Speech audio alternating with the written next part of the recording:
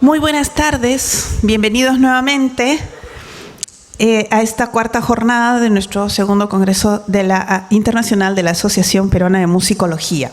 El primer día, cuando presentamos y aperturamos el Congreso, hicimos especial incidencia en que una de las razones por las que ASPEMUS había solicitado la coorganización a la Universidad Nacional de Música era no solo porque esta es la primera institución musical o de formación profesional musical del Perú, históricamente hablando, sino porque posee el único pregrado en musicología de nuestro país y queríamos hacer hincapié en esta unicidad, en esta circunstancia tan especial, y queríamos enfocar los reflectores en esta carrera que nos parece tan importante y, por supuesto, contribuir al trabajo que hacen los colegas del Departamento de Musicología de la Universidad Nacional de Música.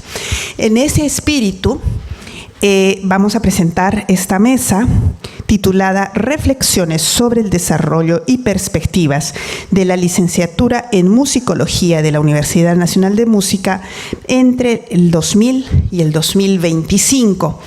Integran esta mesa Daniel Dorival, docente de la Universidad Nacional de Música; Omar Ponce, también docente de la Universidad Nacional de Música; Corina Irrazábal, de la misma universidad; y Ricardo López Alcas, quienes van a conversar con nosotros, nos van a exponer los logros, características, desafíos y oportunidades de este programa de pregrado en musicología. Muchísimas gracias. Entonces, esta es una mesa que se regula sola y empezamos la exposición. Yo solo proveo apoyo técnico. Gracias. Muchas gracias, Zoila. Buenas tardes. Los integrantes de esta mesa estamos ligados, como ha mencionado Zoila, a la Universidad Nacional de Música, la institución que es sede actual del segundo Congreso de Musicología de la Asociación Peruana de Musicología, a cuya comisión agradezco la aceptación de esta mesa temática. Voy a leer el enunciado de toda esta mesa, ¿no? La Universidad Nacional de Música es la única institución educativa en el país que brinda formación en musicología como carrera profesional de pregrado. Sin embargo, en el devenir de la especialidad, la población estudiantil ha sido mínima. Gran parte de la sociedad desconoce la labor del profesional musicólogo y la atención institucional a este panorama es aún insuficiente. Con el objetivo de reconocer los factores que concurren a esta situación y cómo inciden en el desarrollo y la formación del musicólogo, se propone una discusión que articule las perspectivas académica, organizativa y de empleabilidad a partir de la reflexión de estudiantes y docentes del primer cuarto de siglo.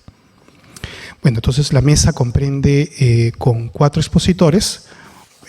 Yo voy a comenzar con mi presentación, la previa,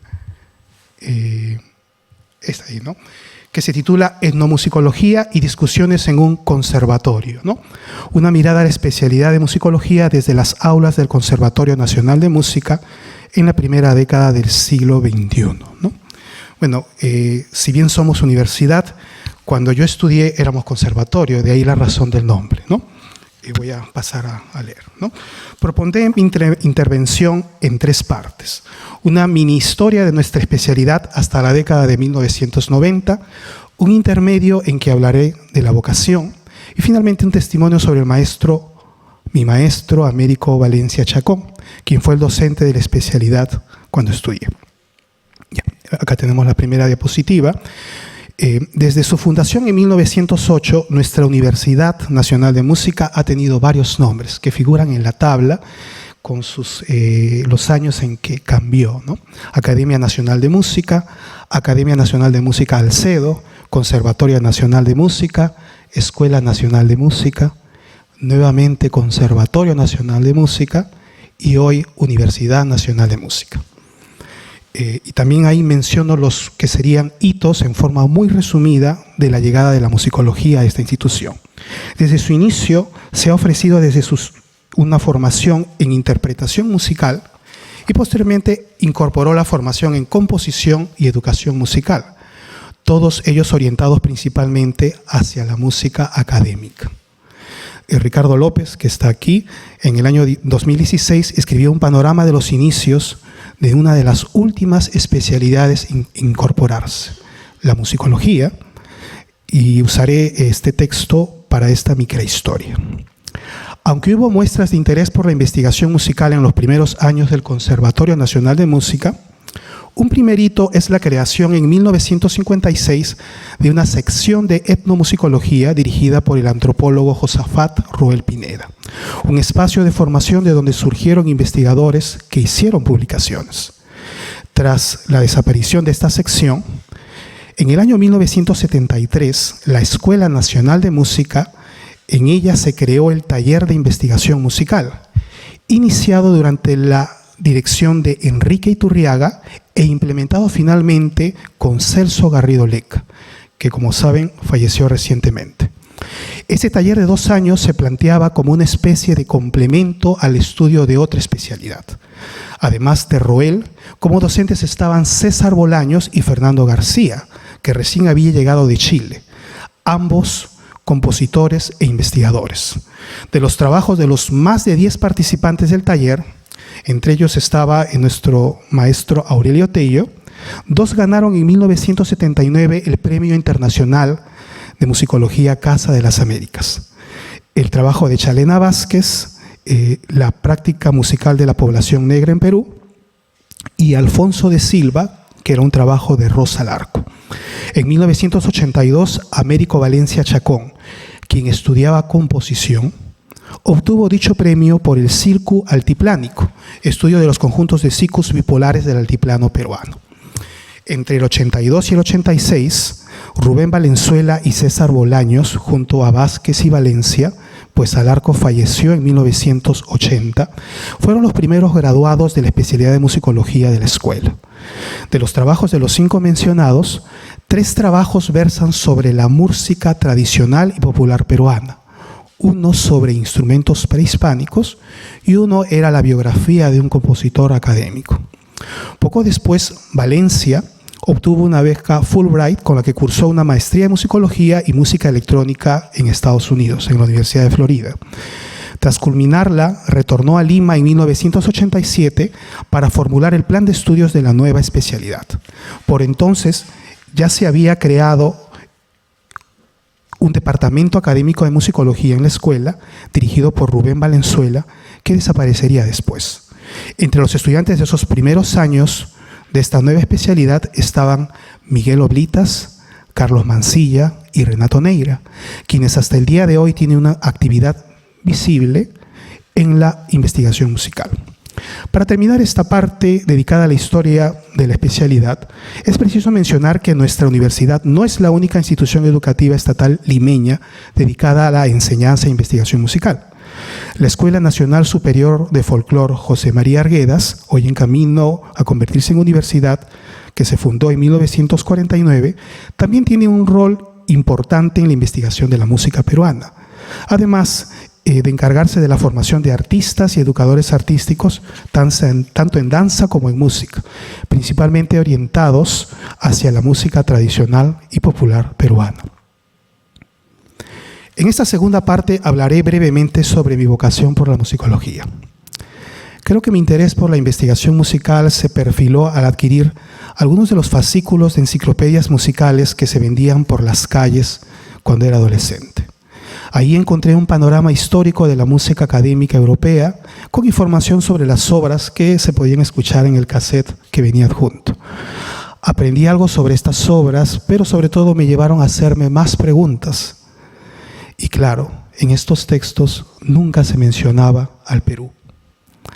Varios años después, a fines de la década de 1990, una experiencia decisiva, importante, fue un seminario de investigación musical ofrecido en el Conservatorio Nacional de Música por el doctor Alfonso Padilla, un musicólogo chileno.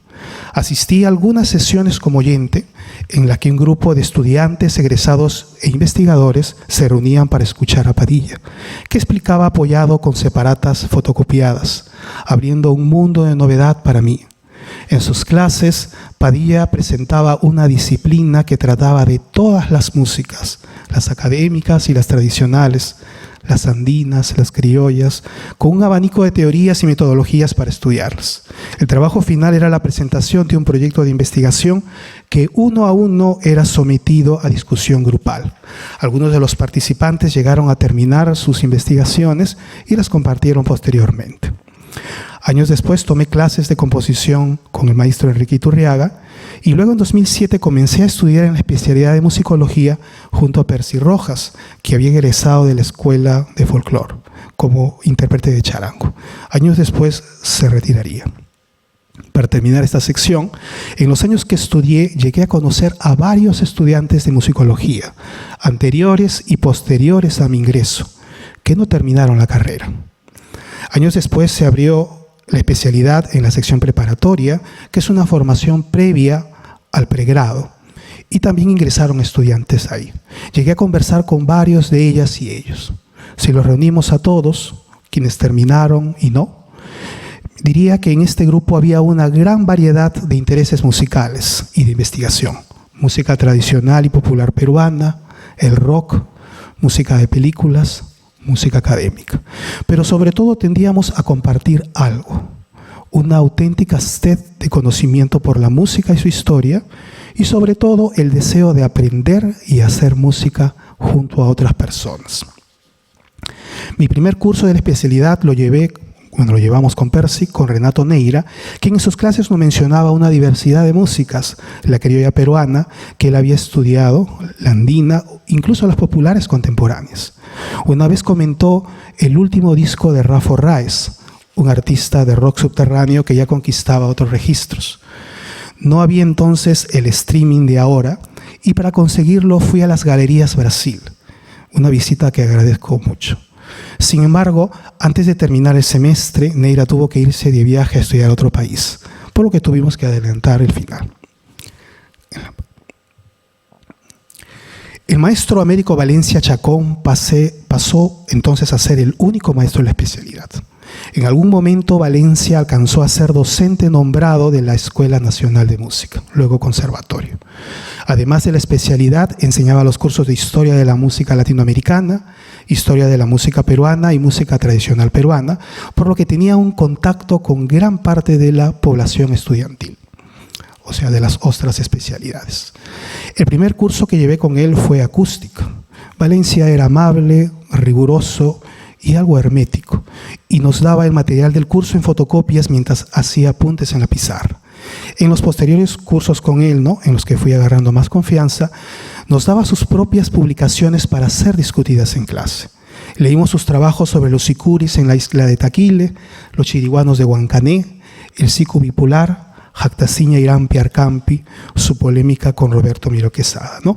Debo decir que Américo Valencia era un especialista en lo que era el sicu, que se llama a veces la flauta de pan, ¿no? Él la estudió en Puno, hizo etnografías en Puno y de hecho ganó un premio importante por ello. En los talleres de música tradicional que nos correspondían, que los implementó acá en el conservatorio, como curso grupal, tocábamos los sicus trenzados entre pocos estudiantes, ¿no? La técnica de trenzado en los sicus. En una ocasión, Valencia mencionó que el ABC de la etnomusicología era teoría y método en etnomusicología de Bruno Nettel, de la que extrajo algunos capítulos para las clases que estaban en inglés. Ya avanzada la carrera, Valencia me comentó que cuando estudió su maestría en Florida, habían dos visiones enfrentadas sobre la etnomusicología. Una que miraba hacia la antropología y otra hacia el estudio de la música en sí, y que él se inclinó hacia la segunda, de la mano de su maestro, el etnomusicólogo Dale A. Olsen. En otras ocasiones mencionó como textos básicos los de Merriam y Blacking, y el estudio de la etnomusicología del mismo Nettel, que mandó comprar para nuestra biblioteca. Al examinar este último libro de Nettel, por una versión digital que pude encontrar, noté el giro que había dado Nettel en su enfoque. La llegada de otros libros, como el de Enrique Cámara de Landa en una fotocopia que alguien trajo, confirmaba este gran cambio en la disciplina. En un panorama de la etnomusicología peruana, Raúl Renato Romero afirma que los trabajos de Valencia, cito, fueron un ejemplo de un tipo de estudio sistemático y descriptivo sobre un instrumento, la zampoña, y el grupo musical que se constituye alrededor de aquel en un contexto determinado, pero sin ahondar demasiado en los datos sobre el contexto cultural en que éste se desenvolvía, ni en las subjetividades del propio intérprete como tal. Termino cita. Tomando en cuenta lo dicho anteriormente, ese habría sido el modelo que nos inculcó, uno que implicaba la organología y el uso de la transcripción musical como herramienta para la descripción, sin profundizar los aspectos antropológicos, sociales o culturales. Me permito comentar ahora, ¿no? El estudiar en el conservatorio, hoy universidad, implica entre tantas cosas el compartir prácticas musicales y el desarrollo de determinadas competencias musicales. Y una de ellas es el de la audio perceptiva, con un enfoque occidental, claro está, ¿no? Es así que la práctica de la transcripción, a pesar de los sesgos, a veces muy grandes, que nos da el desconocimiento de los contextos, es algo a desarrollar y comenzar a afinar en una etapa de formación. El valor de la transcripción y del análisis, sabemos ahora, no solo está en el producto final y su aporte a la descripción, sino también en el proceso de su realización que conduce a problematizarlo y que continúa después de finalizado el trabajo. Y sobre todo, debe ir de la mano con el conocimiento del campo. Dentro de ese modelo, Valencia nos hizo ver algunos de sus puntos ciegos, ¿no? Por ejemplo, al revisar el mapa de instrumentos del Instituto Nacional Cultura, del que nos contó una compleja historia de su mención autoral, nos hizo cuestionar qué tan adecuado era el sistema de clasificación de instrumentos empleado ahí. En los cursos de transcripción nos dejaba ejemplos de gran dificultad, ¿no? Bueno, no desde el inicio, ¿no? Posteriormente, que debíamos resolver cada uno según su propio criterio, sin confirmarnos si era necesariamente el adecuado. Con el tiempo queda claro que lo esencial en este trabajo es el trabajo de campo previo. Una de sus músicas que me encargó a transcribir era un taqui lambayecano, el cual me hizo descubrir al extraño cordófono que sonaba ahí y del cual no pude saber mucho más por la bibliografía disponible y que luego encontré un video borroso en YouTube, ¿no? Varios años después, en un trabajo publicado por el Ministerio de Cultura, ¿no? Por Manayay, Martínez y Rivera Andía, el enigma se resolvió. Se trataba de la charanga de Cañaris, con fotos y videos muy nítidos. Otro ejercicio fue el transcribir el toque de unos tambores bora, una comunidad amazónica, para luego analizarlo. Recuerdo que uno de los asistentes del seminario de Padilla, Rafael Junchaya, me dijo que había dejado una traducción que él hizo de la entrada Análisis de Ian Bent del New Grove en nuestra biblioteca. Con ese apoyo desarrollé un análisis paradigmático de la transcripción. En el último curso que llevé con él, Valencia me llevó al Museo Nacional de Antropología para ver los aerófonos precolombinos que tenían en su colección, los originales y las copias, y comenzar a medir sus longitudes y sus alturas. Él me explicaba entusiastamente y yo colaboraba con él. Todo era parte del proyecto personal que por entonces comenzó a poner en marcha. Y esa es una foto, la que puede verse en la diapositiva, donde mide con una herramienta la longitud del tubo vibrante de un siku prehispánico, ¿no? Esa era parte del trabajo que realizó por entonces en el museo. Me invitó Valencia a formar parte del CIDEM, del centro de investigación que él presidía y con el que llevaba a cabo sus proyectos, pero yo desistí por algunos problemas que por entonces tenía que resolver. Después de egresar, me encontré y conversé con él en varias ocasiones. Años después, me contó de sus últimas publicaciones, 2 libros que eran la culminación de su proyecto con los aerófonos prehispánicos, en donde planteaba el hallazgo de una escala de 13 sonidos común a los aerófonos precolombinos arqueológicos, ¿no? Al ver su trabajo, en el que las matemáticas juegan un rol muy importante, recordé el curso de acústica que llevé con él.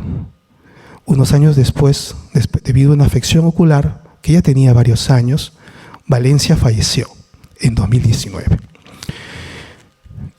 En esta semblanza quise incluir también a María Rosa Salas, una antropóloga y cantante que dictó durante unos años los cursos de especialidad de musicología.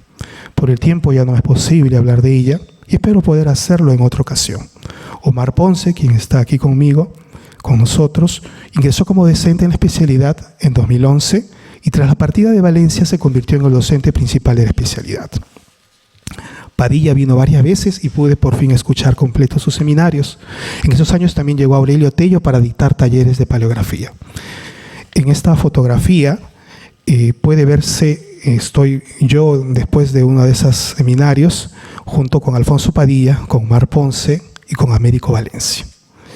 Que estas fotos están en una revista Antec, ¿no? El volumen 4, número 1. Varios de los frutos de la actividad de investigación de esa época fueron las publicaciones en la revista Conservatorio. En la edición de 2007 se publicó un trabajo del curso de investigación que dio Salas, escrito por la estudiante Ana Pacahuala, de Educación, que había grabado cantando a algunas adultas mayores en Huarochirí y hizo una transcripción de ello. Así comenzaba una era de publicaciones de estudiantes del conservatorio en dicha revista. Al año siguiente, en 2008, se publicaron 3 trabajos de estudiantes de musicología en la misma revista. Uno de Tilsa Massa, que hizo un curso con Salas, una transcripción de música andina para guitarra de Rolando Carrasco y el trabajo sobre la transcripción de tambores Bora que hice con Valencia. Para finalizar, en esta exposición he recogido algunos de los recuerdos de las experiencias y de las enseñanzas que me dejó el maestro Américo Valencia, que fue durante cerca de 30 años docente de la especialidad de musicología del Conservatorio Nacional de Música. Quedan en el tintero otras experiencias que puedan hacer mejor justicia a su legado. Espero que haya ofrecido luces sobre el desarrollo de la musicología, una disciplina que va experimentando, como hemos visto, cambios con el tiempo, algo que la conexión que nos da la tecnología con la actualidad y sobre todo eventos como es este congreso, nos permiten comprender mucho mejor. Muchas gracias.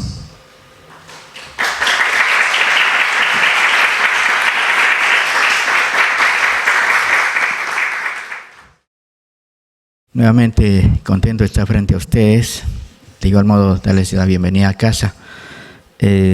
Ha sido muy importante para nosotros plantear esta mesa.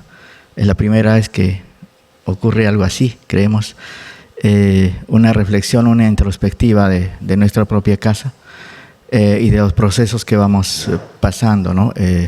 Quisimos hacer un balance entre docentes, egresados, estudiantes, hombres, mujeres, ¿no? De aquí, de allá, titulados, no titulados. Todas son percepciones importantes para hacer un panorama lo mejor posible de esto que se llama musicología en esta institución. Bien. Lo mío es bastante concreto, bastante práctico, podríamos decir, más que todo informativo, ¿no? Como bien dijo Daniel, yo me integré a esta institución directamente a la docencia el año 2011, de modo que mi experiencia en este proceso ha sido distinta. Ha sido prácticamente de la docencia a la actividad más administrativa. He tenido a cargo la coordinación de esta carrera algo más de 5 años y bueno, la implementación de ciertos cursos que antes no se daba, que tienen que ver con la implementación de cursos de humanidades en esta carrera, como les voy a mostrar ahora. Planteamientos y reformas curriculares en la formación conducente a la licenciatura en musicología al avance del siglo XXI. Bien, antes que todo, antes del 2011, esta institución todavía no contaba con ciertos grados, por ejemplo, no podía dar la licenciatura. Aparte, a pesar de que ya el bachillerato había sido una conquista, los institutos de arte en general en Perú no contaban con bachillerato, ¿no? Teníamos un título donde decía tal persona es artista músico, artista pintor, artista teatrista, y eso era todo, ¿no? Entonces la conquista del bachillerato es otro tema, digamos, es otro tema que está un poco previo a esta etapa. Hemos querido enfocarnos del 2011 para adelante, en que ya el conservatorio además fue la primera institución entre las instituciones de arte en el Perú que optó al que le fue asignada la posibilidad de otorgar licenciatura. Luego vinieron las otras instituciones. Desde ese punto de vista, entonces, la currícula del 2011 que traía la denominación de especialidad de musicología, esa era la denominación, colocaba a la especialidad dentro de un departamento que se denominaba Departamento Académico de Creación e Investigación Musical. Es decir, estábamos juntos con los de composición en el mismo departamento académico. Por entonces, la denominación era efectivamente Conservatorio Nacional de Música. ¿Cuáles fueron esos planteamientos, esas reformas, esos retos de aquella etapa? Primero, el otorgamiento de la licenciatura, que fue, como dije, la primera conquista. Había que hacer ciertas reformas, ¿no? Y en esto se recurrió a una consultoría especializada para replantear la malla curricular desde una perspectiva no solo universitaria, sino, digamos, también multidisciplinaria, ya que, como ha explicado Daniel, antes de esta experiencia, esta carrera tenía un fuerte peso en lo etnomusicológico, ¿no? Entonces, a partir de esta consultoría con el doctor Alfonso Padilla, se hace un replanteamiento de la currícula. Había que ceñirse ya a un modelo universitario. Algunos requerimientos de esa nueva etapa era que había que incluir cursos, por ejemplo, de humanidades, ¿no? No se hacía antropología, filosofía, ¿no? Era más que todo música y cosas de trabajo de campo. Y también el incremento de horas en investigación, llámese en cursos propiamente de investigación, como también en esa investigación que hoy le llaman la investigación formativa, ¿no? Aquella que se da transversalmente en otros cursos, por ejemplo en historia, ¿no? En el caso de musicología se implementó, por ejemplo, 2 cursos llamados Seminario de Investigación Musicológica, que eran previos a la tesis, aparte del curso de investigación que hacían todos los estudiantes para hacer universidad. Algunos retos académicos que se presentaban en este proceso, ¿no? Había que dar una secuencialidad a los cursos que había que pensarla bien, ¿no? No solamente era la secuencia, sino que había cursos como trabajo de campo, por ejemplo, que eran 2 o 3 semestres, entonces bien había que apuntar en dónde ponerlo, ¿no? Si en el tercero, cuarto, quinto, sexto, séptimo, y eso tenía que ver con otros cursos además que estaban articulados. La secuencialidad de cursos ha sido uno de los grandes desafíos de esta etapa. Y además, esta secuencialidad, esta elección de cursos tenía que ver con cierta normativa que pone el Ministerio en cuanto a la cantidad de créditos. Es decir, había que sumar una cantidad de créditos y determinados cursos. Por ejemplo, los cursos teóricos tenían más peso que los cursos prácticos, pero esos ya son criterios del ministerio, ya no eran los nuestros. De modo que ahí había un fuerte reto en hacer esa especie de ingeniería entre cursos, horas y créditos, ¿no? Que de repente antes no fue tan difícil como en esta ocasión. Había que definir también un perfil profesional. Y en esto sí quiero poner énfasis al aporte de Alfonso Padilla, ¿no? Alfonso venía de la escuela finlandesa, ya ellos tenían unas buenas décadas en definir una musicología que fuera multidisciplinaria o interdisciplinaria, ¿no? Y siempre él era muy seguro de decir, yo no hablo de musicología o de etnomusicología o de musicología histórica, sino musicología.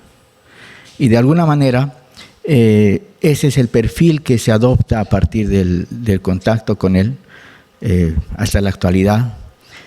Y también debo manifestar que es una tendencia que yo les estoy contando ya de hace prácticamente más de 10 años, casi 15 años, sí, 15 años, pero en todo caso la musicología interdisciplinaria es un campo que ha avanzado prolíficamente en los últimos años, así que posiblemente ese es el lugar en el que va a permanecer un buen tiempo esta institución. Entonces, la currícula 2011, en cuanto al diseño propiamente de la malla, consistía en 22 cursos disciplinarios en la categoría FE, que era formación de especialidad, 8 cursos interdisciplinarios en la categoría de formación general, que no necesariamente era formación musical general, que son otros cursos donde está lectura, teoría de la música, armonía, ¿no? En este caso no voy a hablar de la formación musical propiamente, ¿no? Sino de formación de especialidad y la formación general. haciendo un total de 30 cursos para 155 créditos. Esta era la malla con la que ha funcionado varios años, 8 años. Actualmente ya no hay ningún estudiante dentro de esta malla. Prácticamente ya se cerró la malla para todas las especialidades. Aquí quería mostrarles algunos puntos a resaltar en esta currícula 2011. Perdón. Pueden ver con un punto amarillo los cursos disciplinarios para tener una idea. Por ejemplo, Introducción a la Musicología, y era otro curso, Introducción a la Etnomusicología, ¿no? Compensando todas las líneas de la musicología, había un curso de acústica, por ejemplo, ¿no? Un curso de paleografía que tenía que ver con el estudio de archivos musicales, paleografía de la música antigua. También trabajo de campo, que ya tenía que ver con la música actual, ¿no? Música tradicional y popular latinoamericana, reducción de partituras al piano en el sentido musical, más asignaturas de trabajo de campo, taller de instrumentos tradicionales peruanos, entre otros cursos interdisciplinarios, antropología, y para terminar, seminarios de investigación musical 2, sociología de la música, interdisciplinario, y los cursos de final que son seminario tesis y tesis. Un curso finalmente sobre gestión del patrimonio cultural que era interdisciplinario. Vamos a ver ahora algunos cambios respecto de la malla 2020, donde la denominación es especialidad de musicología, pero propiamente musicología ya es un departamento académico, ¿no? Ya funciona autónomamente de lo que antes era departamento académico de creación e investigación. A partir del 2020 se llama Departamento Académico de Musicología, que tiene a la especialidad de musicología, en el proceso de conversión de conservatorio a Universidad Nacional de Música. Voy a seguir la misma lógica que en el anterior cuadro.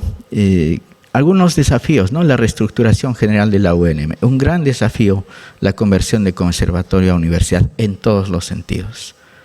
En ese contexto, la tarea nuestra era también ardua, ¿no? Por ejemplo, había que reubicar la especialidad en qué departamento académico, ¿no? Que ponerle todos los requerimientos técnicos que exige el ministerio y el sistema universitario. En los aspectos normativos todo era diferente, ya debíamos guiarnos de la ley universitaria, la ley 30-220, que al final tiene una capite donde está mencionada la institución, ¿no? Dice, todo el sistema universitario peruano se rige de esta ley, pero además se rigen tales instituciones, entre las que estaba mencionado el Conservatorio Nacional de Música.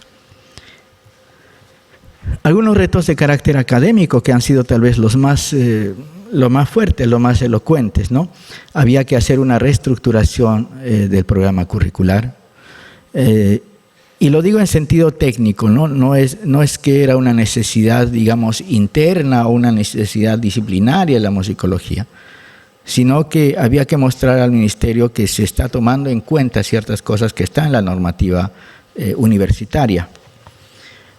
Una nueva secuencialidad de cursos, que era importante, nuevamente digo, muy complicada, y el replanteo en el porcentaje de los créditos, ¿no? En ese sentido, el ministerio ponía determinados porcentajes para cursos según su naturaleza, ¿no? Llaman a naturaleza teórica, práctica o teórico-práctica.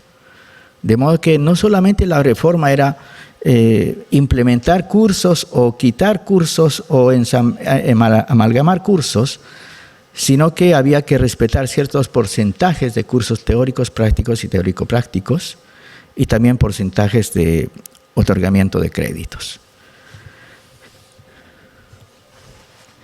¿Cómo se realizó la ejecución del proceso? Que fue uno de los retos también en esta currícula. En este caso ya no se recurrió a la consultoría, sino trabajó un equipo docente y el apoyo logístico de la Dirección de Gestión de Calidad Educativa, que además se creó recién en este proceso de conversión a universidad. Antes del 2020 no tenía esta institución una oficina de gestión de calidad educativa o de gestión académica como también lo hay hoy. En cuanto al diseño, entonces, vean ustedes que ahí baja la cantidad de cursos, ¿no? Son 21 cursos disciplinarios de formación especializada y 3 cursos interdisciplinarios de formación general, haciendo un total de 24 cursos para 205 créditos. Estos 205 créditos pasa un poco la exigencia de una carrera universitaria, pero en fin, ha sido bastante complejo hacer calzar con precisión, ¿no?, la cantidad de créditos. De hecho, la última vez que estuvo con nosotros Alfonso, del quien ya estamos hablando bastante, observó de que estábamos incluso por muy encima de la necesidad de créditos en respecto del sistema europeo. Estos son los cursos entonces o la malla de la currícula 2020. Nuevamente los puntos amarillos son la formación disciplinaria y los puntos naranja la formación interdisciplinaria. Vean que en este caso musicología y etnomusicología se fusionan en un solo curso, que antes iban en 2 semestres separados y en ramas separadas. Ahora se pone junto, pero son 2 semestres de musicología y etnomusicología, ¿no? Historia de las culturas musicales del mundo, otro aporte, otro curso nuevo en esta malla. Continua reducción de partituras al piano. Transcripción, que en este caso es transcripción solo para musicología, 1 y 2. Como cursos interdisciplinarios, sociología y antropología de la música, que en la malla anterior estaban separados, un curso de antropología en el 4º y uno de sociología en el 9º. Continúa taller de instrumentos tradicionales, 1, 2 y 3. Continúa paleografía de la música. Seminario musicológico, una nueva forma de reflexión musicológica que no estaba en la malla anterior. Introducción a las lenguas nativas, que fueron 2 cursos en este caso. Gestión cultural permanece, y como cursos de especialidad, curso y práctica de campo, un curso de historia del rock y el jazz, que se llamaba antes historia de la música popular, instrumentos tradicionales, y para terminar seminario de tesis y tesis similar a la currícula anterior. Finalmente, la currícula 2023, que entra en funcionamiento el 2024, en la que están los actuales estudiantes. La denominación ya pasa a ser carrera profesional de musicología, ¿no? Es la nueva denominación como carrera profesional de musicología, ya que es un departamento académico de musicología, bajo la denominación de Universidad Nacional de Música propiamente. El primer reto, el licenciamiento universitario. En ese contexto se dan todas las reformas de las que podemos hablar en este momento en todas las carreras. El paso de la valla más alta para el estatuto universitario, lograr el dicho licenciamiento. Entonces había que regirse de otros documentos, a lo que llaman los estándares de calidad. Había que cumplir los estándares de calidad, así dice el documento, el cumplimiento de estándares de calidad, y definir una visión universitaria propiamente, con cosas relativamente nuevas. Por ejemplo, se debieran implementar actividades de responsabilidad social. Es parte de la normativa universitaria, ¿no? Para el licenciamiento, la universidad tiene que declarar qué políticas ha implementado para responder a la sociedad ocupando un rol específico, ¿no? En qué aporta a la sociedad, en qué ámbitos de la sociedad y de qué manera, ¿no? Entonces, las actividades de responsabilidad social, dicho sea de paso, nuestra especialidad ha estado bastante más cerca de hablar de estas cosas que otras especialidades. Generalmente en instrumentos o en interpretación uno lo que más piensa es hacer un concierto por allá, uno por acá, un concierto de apoyo, en fin. Pero en el caso de musicología la responsabilidad social es bastante alta, ¿no? La generación de conocimiento, la misma irradiación del conocimiento de esta casa de estudios a nivel nacional e internacional nos llena de una responsabilidad social bastante alta. También se debería discutir en cuanto a la visión universitaria sobre establecer políticas para el desempeño laboral de los egresados y también para potencializar su nivel de empleabilidad. Es decir, que los estudiantes salgan plenamente seguros que va a haber empleo y que además están listos para el empleo, ¿no? A eso llaman empleabilidad. Internamente, algunos retos académicos. Por ejemplo, había nuevamente que hacer una reformulación de la currícula, frente a lo cual se tuvo que amalgamar algunos cursos con el objetivo de recortar cursos. O sea, no se trataba de poner más cursos, sino de quitar cursos. Pero a la vez no se puede fácilmente quitar un curso después de estos años de experiencia, de tener y seguir una estructura, ¿no? No es cuestión solo de borrar un curso, sino había que ver de qué forma se podría dar cabida a que todo el bagaje de conocimiento, de formación de musicología estuviera presente, sin necesidad de borrar un curso. Entonces había que amalgamar algunas cosas. En ese sentido, el objetivo era el recorte de cursos, pero no el recorte de contenidos. Otro reto importante, la definición de competencias, ya que el sistema universitario es definitivamente un sistema de formación por competencias.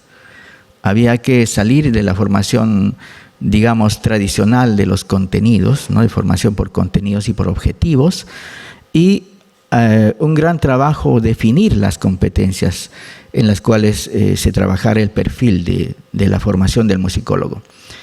Y nos pedían no solo definir las competencias, sino definir 3 niveles de logro de cada competencia, ¿no? 3 niveles de cumplimiento de esa competencia. Por ejemplo, empleabilidad, ya que ha sido mencionado aquí, ¿no? Debería establecerse 3 indicadores del logro de esa competencia de empleabilidad, de 3 niveles de profundidad. Otro reto académico ha sido el replanteo del porcentaje, nuevamente, en el creditaje de los cursos en relación a la naturaleza. Ya la normativa traía un límite de créditos para cursos teóricos, un límite para cursos prácticos y un límite para teórico-prácticos, y además un porcentaje ya definido de cantidad de cursos entre estas 3 naturalezas. ¿Cómo fue la ejecución del proceso? Estábamos en pandemia. El trabajo ha sido arduo en una comisión de diseño curricular.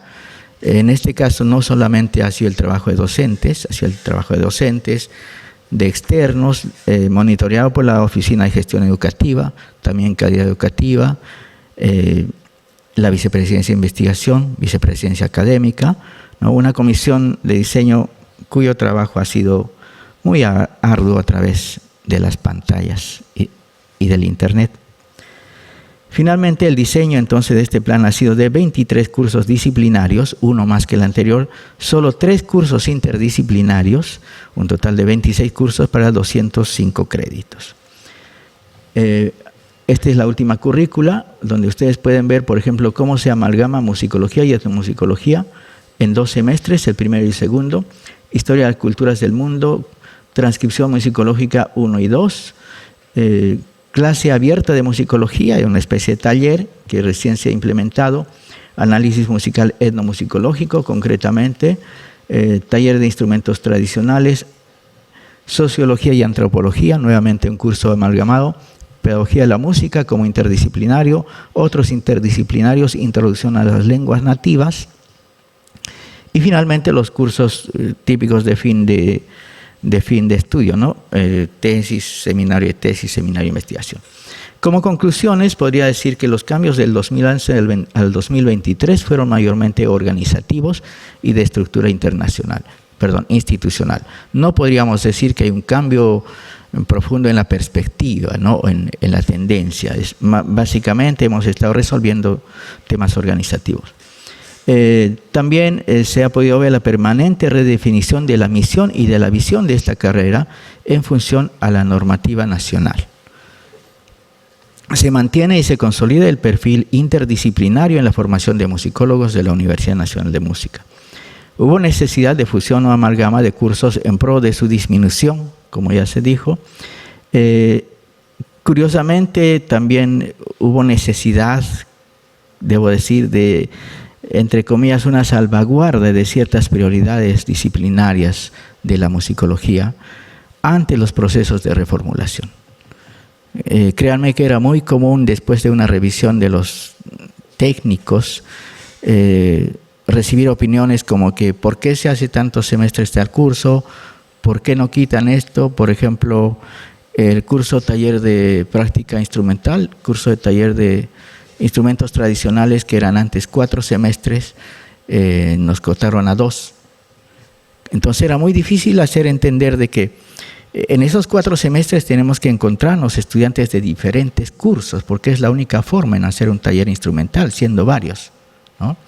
Ese tipo de argumentos que hemos tenido que constantemente defender, argumentar y hacer lo posible porque por salvaguardar, como decimos acá, que la disciplina no, los cursos disciplinares no pasen a un segundo plano o simplemente no sean hechos de lado.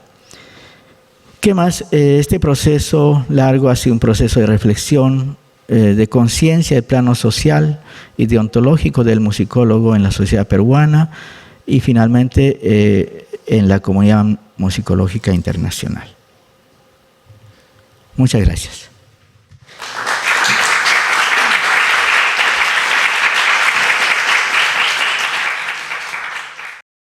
Buenas tardes a todos. Muchas gracias por su asistencia. En esta oportunidad me ha tocado hablar sobre la perspectiva del estudiante dentro de su proceso formativo.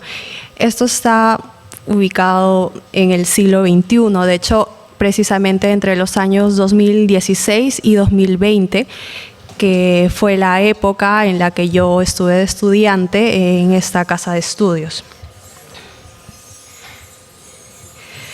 En las últimas décadas, la musicología en el Perú ha atravesado un proceso de consolidación institucional, el cual ha repercutido directamente en la visibilidad de esta disciplina.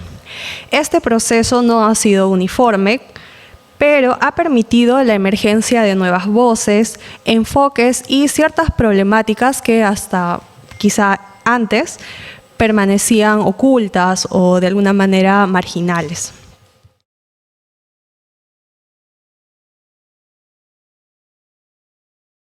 En esta exposición voy a tocar determinados puntos. Uno de ellos es sobre el estudiante como un agente de cambio en un país pluricultural. También el tema de la migración interna, identidad y sentido de pertenencia, así como la desigualdad de género en los espacios académicos y laborales. Finalmente, se va a plantear una reflexión hacia una musicología crítica, situada y también multidisciplinaria. El estudiante de musicología del siglo XXI en el Perú no solo recibe una formación académica, sino que también lleva consigo saberes locales.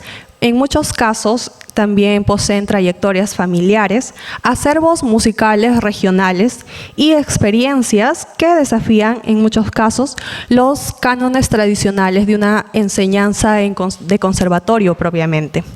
Estas realidades nos pueden abrir a preguntas tales como ¿qué música se estudia y desde qué marcos? Así como ¿qué tensiones pueden surgir entre las músicas aprendidas en la universidad y también aquellas que forman parte de la experiencia de vida del estudiante? Es necesario comprender que el estudiante en este sentido no es un sujeto vacío, sino más bien un agente activo que llega con un bagaje cultural, social e incluso muchas veces puede ser que hasta político, lo cual va a confrontar en muchos casos y en otros puede enriquecer lo que está establecido a nivel institucional. Uno de los fenómenos también bastante evidentes en los últimos años es el tema de la migración, ¿no?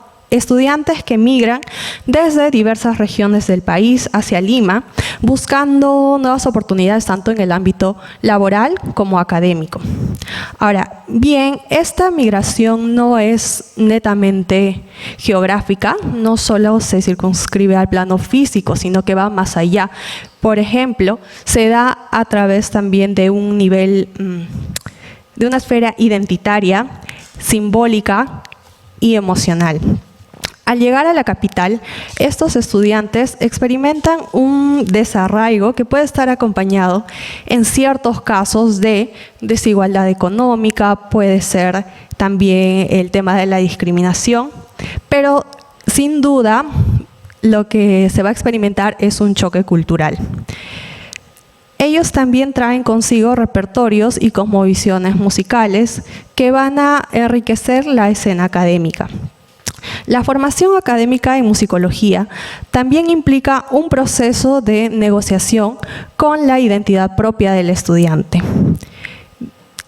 Puede decirse que en un escenario ideal, el estudiante logra resignificar sus raíces desde nuevos enfoques, tanto metodológicos como críticos, revalorizando lo local, lo mestizo o lo indígena desde una perspectiva intercultural o, si se quiere llamar también, etnomusicológica. Con respecto a la cuestión de género, sigue siendo un tema que plantea un desafío central.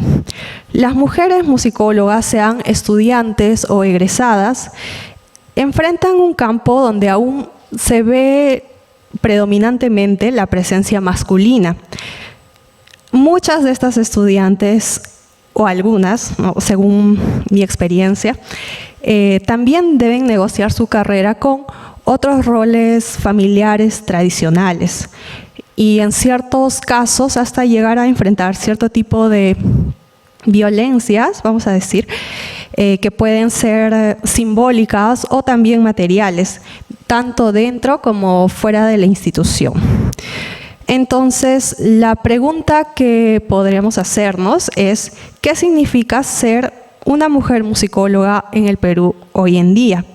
Y también, ¿qué tipo de musicología necesitaríamos para ser más inclusivos en este sentido? La confluencia de identidades migrantes, experiencias de género y prácticas musicales plurales obliga a repensar también los marcos de la formación académica, lo cual puede llevarnos a defender una musicología que no solamente sea crítica, sino también más situada y multidisciplinaria, obedeciendo a nuestro contexto.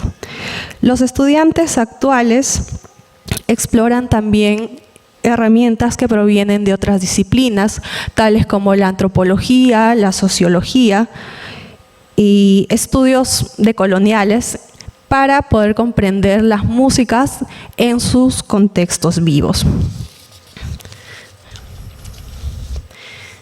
Esta apertura puede verse como una oportunidad de reinventar el rol del musicólogo. Entonces, ya no puede ser visto como un especialista alejado, sino más bien como un puente entre mundos, vamos a decir, un promotor o quizá hasta defensor de las diversidades musicales que coexisten en el Perú. A partir de ahora, voy a dar un tono un poco más personal a esta exposición. Voy a tratar estos aspectos previamente mencionados, pero desde mi experiencia como estudiante.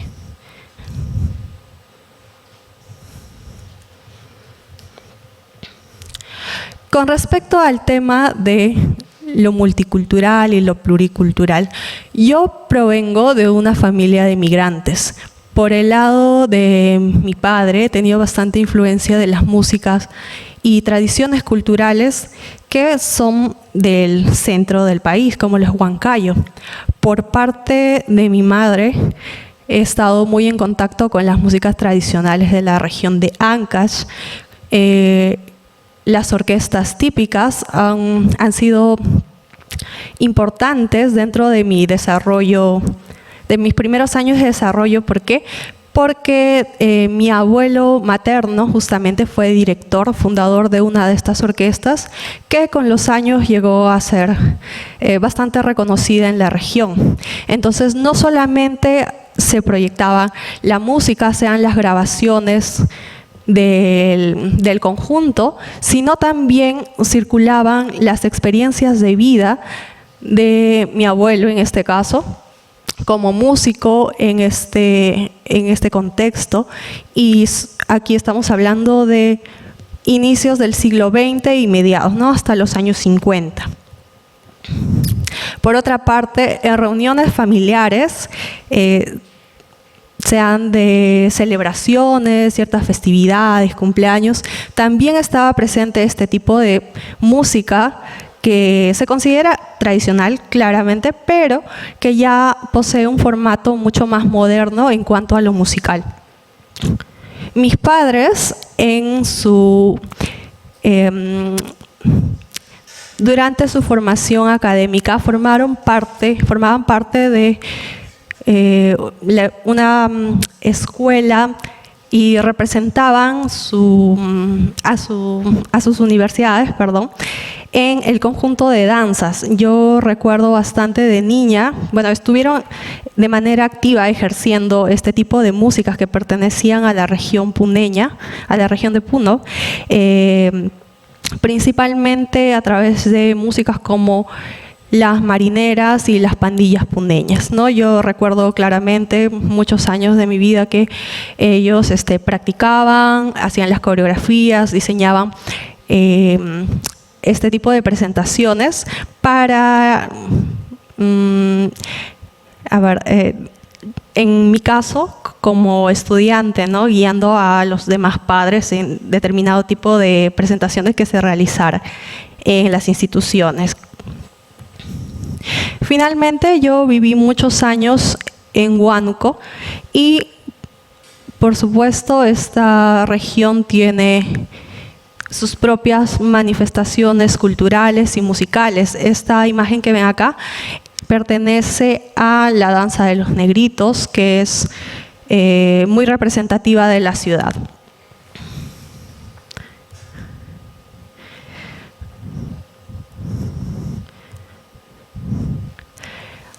Cuando empecé mis estudios en la Universidad de Música, todas estas vertientes, de alguna manera, puedo decir que quedaron de lado, porque el tipo de música que se estudia en la universidad suele estar enfocado en una música académica como tal, ¿no?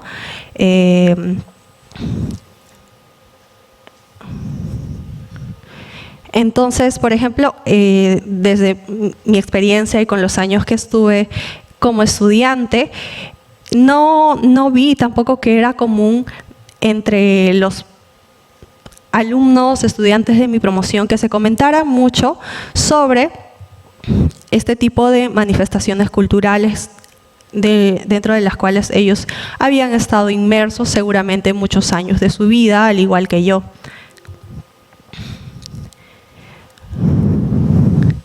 Por otra parte, con respecto a las promociones de musicólogos que empezó a emitir la Universidad de Música, en ese entonces era Escuela Nacional de Música.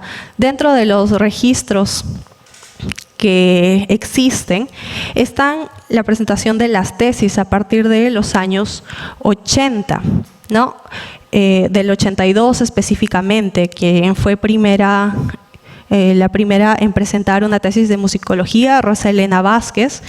Está también el maestro Américo Valencia, Rubén Valenzuela y César Bolaños, cada uno en diferentes años. Desde un inicio, la población de estudiantes de musicología fue poca, ¿no? Como pueden observar. Y dentro de esa, vamos a decir, escasez de alumnos, la presencia femenina aún es menor, ¿no? Por ejemplo, de 4 egresados, dentro de esa década de los 80 solamente existe una mujer, o existió una mujer. Más de 30 años después, esta situación no ha cambiado tanto.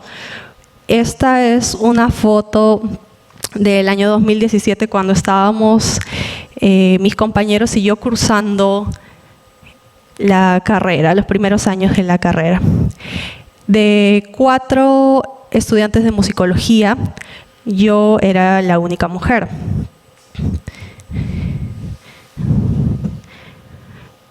Esta otra imagen ambas se tomaron en un mismo día y fue durante las charlas, conferencias que se suscitaron de manera esporádica aquí, ¿no? En el conservatorio. En esta ocasión fue el maestro Omar Morales quien estuvo a cargo de una presentación aquel día. Como vemos, entonces en la foto grupal incluso también la presencia de mujeres es bastante escasa. La otra compañera no era de mi especialidad, es de guitarra, era de la especialidad de guitarra, pero estaba interesada también en estos temas de investigación.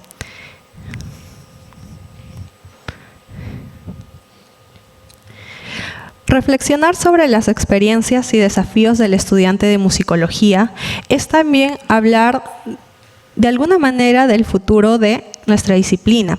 La identidad, la migración y el tema del género no están ajenos a ello. Son más bien temas estructurales y que pueden ser determinantes dentro de la formación y proyección de quienes hoy estudian la carrera. Como docentes e investigadores, pienso que el deber existe en el sentido de construir espacios que sean más justos, accesibles y también plurales, donde las diversidades no sean únicamente toleradas, sino también valoradas como pilares para una musicología que sea más pertinente dentro del contexto peruano en el siglo XXI. Muchas gracias.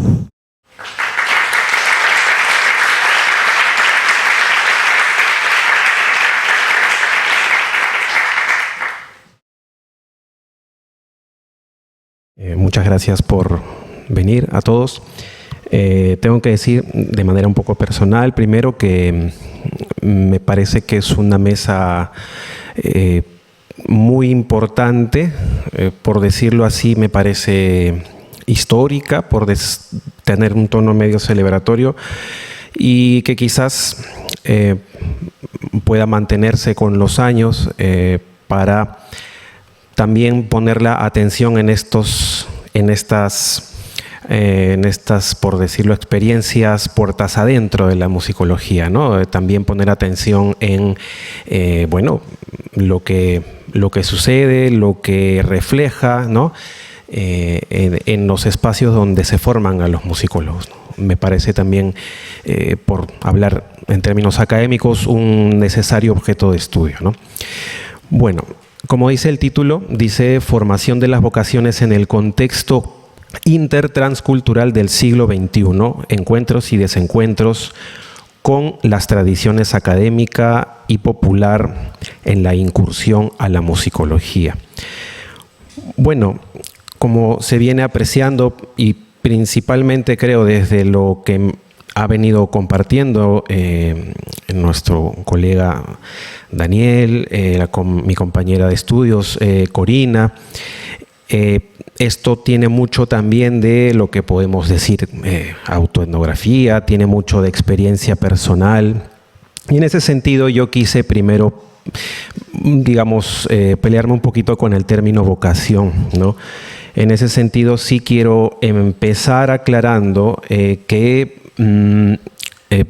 voy a optar por una noción, un concepto laico de la vocación, ¿no? Porque al explorar un poquito noté que esta palabra también tiene mucho de, por decirlo así, espiritual, un trasfondo etimológico incluso bastante religioso, y por lo cual también existe una acepción en la que se le atribuye una especie de don, ¿no? Que la vocación es una especie de don con el que uno nace y en fin, estás como predestinado para eso. Bueno, yo voy a, como dije, a partir de una postura más, más laica, digámoslo así, y en base a algunas miradas, decir que la vocación, en este caso, la comprendo como una especie de llamado a la autorrealización, ¿no? Según algunos autores que vi, que se entreteje con la admiración a alguien que es tomado como ejemplo, ¿no? Creo que eso es una de las cosas más concretas que podemos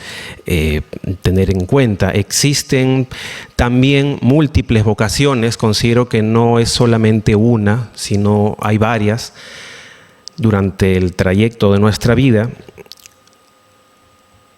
y que, bueno, vi también uno de los autores señala esto, tiene un componente de libertad.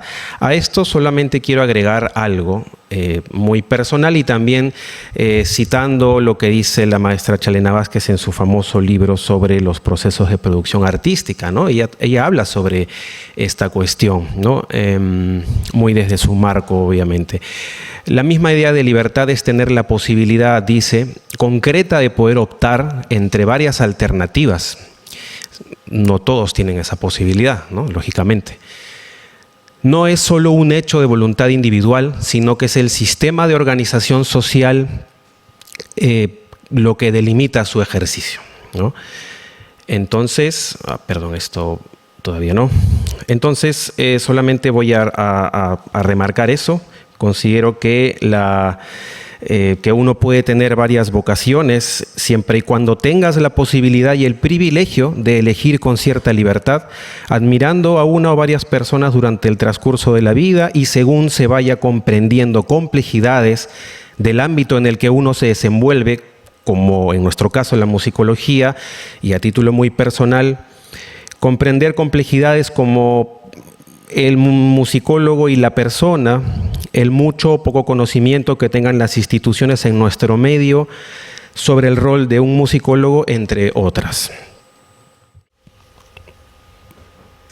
Bueno, como dice allí, la música como un puente hacia la musicología, esto tiene un poco de mi experiencia también. Quizás sea la ruta más común el querer ser musicólogo después de que uno se forma como músico, intérprete o compositor, aunque hay también excepciones.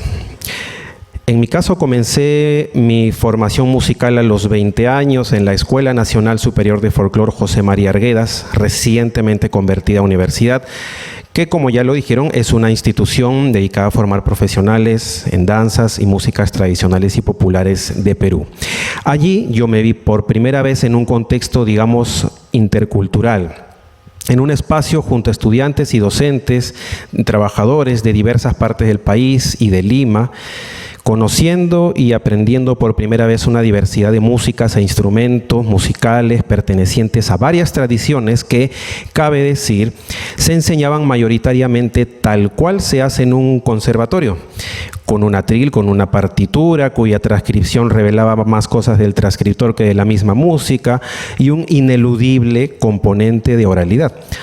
Era aprender esa música folclórica de la que nos habla Julio Mendívil en su libro En contra de la música, esa música folclórica completamente independiente, estoy citando, de las prácticas rurales que la inspiran, o también independientes de sus contextos propios, ¿no? Llegado el cuarto año de la carrera, en esa institución, mis compañeros y yo nos enteramos de que existía algo llamado musicología, etnomusicología, a partir de un curso que llevaba el mismo nombre, que estaba a cargo, si mal no recuerdo, del maestro Omar Ponce. Allí también nos enteramos que había una única institución en el Perú en donde uno podía formarse como musicólogo. De esa manera decidí estudiar musicología después de haberme formado como intérprete. Teniendo eso en cuenta, voy a tratar de ir volviendo a esto de cuando en cuando. Me pregunto, ¿no? ¿Una vocación más se añadió a la de ser intérprete? Quizás la vocación amplió sus horizontes, ¿no? Si la vemos así un poco metafísicamente, o quizás esta vocación se transformó. Previo a mi ingreso a la carrera de musicología en el Conservatorio Nacional, cursé 2 años de preparatoria en la especialidad de percusión, por un error involuntario, debo confesar, algunos lo saben, pero igual eso no le quita valor a lo aprendido, a lo vivido y a las personas que conocí. Y de esta etapa quiero agregar un concepto importante que creo que va a complementar, ya lo están viendo, que es el de otredad, ¿no? O el de alteridad. Es decir, esa condición de ser otro, de ser percibido en una comunidad como algo distinto, diferente o ajeno, que de pronto aparece, ¿no? Desde sus periferias o ya se inserta en en esa comunidad. Primero porque en los 2 años de preparatoria, debo también seguirles contando, era percibido como el folclórico, ¿no? El que sabía de música tradicional, o como se le suele decir aquí, que fue una categoría con la que también me encontré y creo que sigue muy activa, era el que sabía de música peruana, ¿no? Esto, además de ser una persona de casi, para aquel entonces, de más o menos 30 años, en un salón en donde la mayoría estaba iniciando los 20, ¿no? Más otro no podía ser. Como un ejemplo muy breve, recuerdo escenas como, tú eres de Larguedas, ¿no? Sí. ¿Y me puedes enseñar cómo es el festejo? Cosas por el estilo, ¿no? Tú eres de Larguedas, ¿no? Recuerdo un amigo que me entrevistó largo y tendido sobre música puneña, que quería que yo le enseñe, ¿no? Nunca me sentí experto en eso, pero momentos así. Como segundo ejemplo de esto de sentirse otro, está como cuestión central ya el ser estudiante de musicología de pregrado. En el 2016 ingresamos, como también lo comentó mi compañera, 4 personas a la especialidad de musicología de la UN Conservatorio Nacional, que según nos contaban era una especialidad que tenía no más de 1 o 2 ingresantes cada cierto tiempo, no era constante el flujo de ingresantes, y que incluso en algunos años se le pensó cerrar o sacar de la oferta educativa. De las 4 personas que ingresamos, 2 culminamos la carrera, estamos aquí, Corina y yo. Y pasando a otra cuestión, continuando con la cuestión de la otredad, ya siendo estudiantes de musicología, a eso iba. Estas otredades se manifestaban, pienso yo, y quiero también tratar de ir dando pasos para no dejarlo solo en lo anecdótico, sino en ahondar en cuestiones un poco más de fondo, que creo que en algo muy buenamente ya lo ha hecho mi compañera. Nuestra otredad se manifestaba en momentos como estos, pienso yo. Y solo para explicar la imagen, bueno, lo de su izquierda creo que se entiende, es mi etapa en esa institución, la Escuela de Folclore. Y en la derecha es nuestra etapa aquí, que me pareció muy bueno, muy apropiado ponerlas. Fue una iniciativa que tuvimos como estudiantes, la de un periódico mural dedicado exclusivamente a contenido sobre la musicología, sobre la carrera, en fin, ¿no?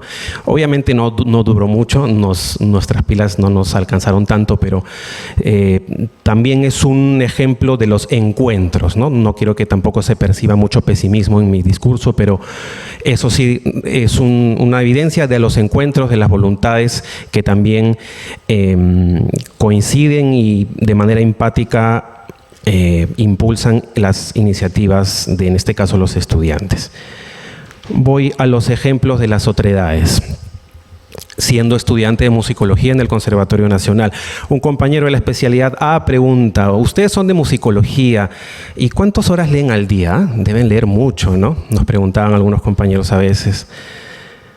En una clase, un profesor B pregunta sobre algo, nadie participa o nadie desea participar y apuntan al musicólogo. Tú que eres musicólogo, tú debes saber, pues, ¿no? A ver, dinos, ¿no? Cuando, digamos, yo en situaciones como esa me sentía más que deseoso de participar, me hacía pensar muchas cosas, ¿no? Si yo realmente supiera todo, no estaría en este salón, daría un examen de suficiencia y listo. Creo que aquí hay otra cosa, ¿no? ¿Por qué el autoritarismo? ¿Por qué la obligación a tener que decir algo en un momento X, ¿no? Algunas verticalidades. Una compañera de la especialidad C, diría yo, esto es uno de los encuentros más o menos, ¿no? Tú eres de musicología, ¿no? Por favor, me ayudas con mi trabajo de investigación para bachiller, hay cosas que no entiendo, ¿no? Digamos que, bueno, podría decirse que allí hay ciertos encuentros, ciertos vínculos, trabajos conjuntos, en fin, y otras que creo que colindan con otros temas, ¿no? Le cuento a un profesor de la especialidad D que estaba leyendo un texto del musicólogo Nicholas Cooks, que tiene un capítulo sobre música y género, y me dice en tono sarcástico: musicología gay, ¿no? Cosa que fue un momento bastante incómodo, obviamente, ¿no? Y de tener que explicar que no necesariamente eso, ¿no? Paso a lo que sigue, trataré de no demorar mucho. Bueno, pienso que quizás muchas veces, ¿no?, también autorreflexivamente, nosotros como estudiantes quizás creído o nos hemos visto imbuidos por o poseídos por estas percepciones sobre nosotros. Creo que por esta otredad, ¿no? Posiblemente sí, creo que en algún momento nos creímos que por ser de la especialidad éramos una especie de sabelotodos de la música, de todas las músicas y de la vida misma, incluso a veces, una especie de ser perfecto que está por encima de los demás, de otras especialidades, y que por eso incluso tienes derecho a hablar, ¿no? Creo que muchas veces sí hemos caído en eso, ¿no? Lo digo a título muy personal. Nos percibían así y por ello pienso, me estoy repitiendo. Una anécdota que me motivó a esta reflexión fue algo que también creo que resulta muy evidente, ¿no? Una amiga en alguna ocasión me dijo: ustedes los de musicología parecen una secta, me dice. Era porque también quizás en estas interacciones, en esta manera de estar aquí, nosotros también en cierta medida, cuando éramos 4, parábamos juntos a todas partes, ¿no? Quizás no nos sentíamos conformes en ninguna parte, quizás no había un diálogo extendido, no lo sé, pero a tal punto en esas épocas era más anecdótico, más gracioso, ¿no? Recuerdo un paseo institucional X donde literal todo el mundo estaba interactuando, haciendo vida social en ese club y nosotros estábamos por otro lado en un jardín, qué sé yo, los 4 conversando. Creo que hasta llevamos libros, no sé si Corina se acuerda, pero ese tipo de momentos que evidencian estas cosas de las que estoy también tratando de reflexionar. Ya para ir entrando a la parte final, mientras iba incursionando en la musicología ya siendo estudiante, me encontraba cada cierto tiempo en esas dinámicas, también entre la tradición de la enseñanza y la práctica de la música académica y la práctica de la música folclórica institucional antes mencionada. Esto también en alusión a la imagen que se está mostrando. Esto porque me mantuve en espacios, en esos espacios de manera paralela, porque cuando terminé mis estudios en la Escuela de Folclore me integré como trabajador en su elenco artístico, el Conjunto Nacional de Folclore, en donde estuve hasta el año 2020, año en que también terminé la carrera aquí. Por eso mi vida fue un tiempo por las mañanas por aquí en la carrera y por las tardes noches algunos otros días en ese conjunto ensayando y en presentaciones.